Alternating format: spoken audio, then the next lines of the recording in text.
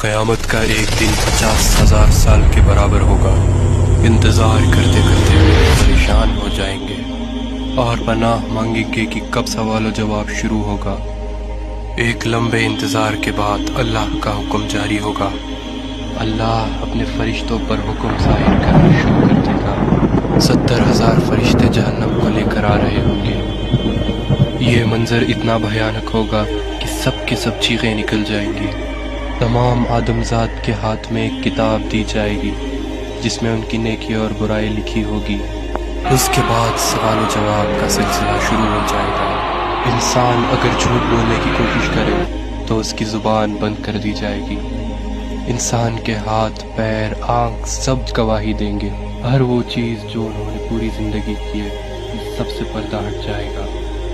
وہ دن یوں بھیانک ہوگا کہ کوئی بھی بچ نہیں پائے گا۔ انسان من ہی من یہ دعا کرے گا کہ وہ پھر سے دنیا میں چلا جائے تاکہ اس کی نیکی بڑھ جائے اور گناہ گھٹ جائے۔ جب انسان اپنے والدین یا اپنے بھائی بہن سے نیکی مانگنا چاہے تو وہ اس سے انجان ہو جائیں گے۔ اس سوال و جواب کے سلسلے میں اللہ انسان سے کہے گا کہ پہلے کتاب کا پنہ پڑھو۔ اللہ اگر اس سے راضی ہو گیا تو اس کتاب میں سے سارے گناہ معاف ہو جائیں گے۔ روز محشر میں ایک ترازو ہوگا جس میں فرشتے انسان کی نیکیاں اور گناہ لکھیں گے۔ کچھ انسانوں کا گناہ یوں ہوگا کہ ایک پہاڑ کے برابر، کچھ انسانوں کی نیکیاں یوں ہوں گی کہ صرف ایک کنکر کے برابر۔ اللہ انسان کے اندر کا ایمان دیکھے گا۔ اگر انسان اپنی پوری زندگی میں یہ مانتا تھا کہ اللہ ایک ہے اور اس کے سوا کوئی معبود نہیں تو اس کی رحمت اس پر برس جائے گی۔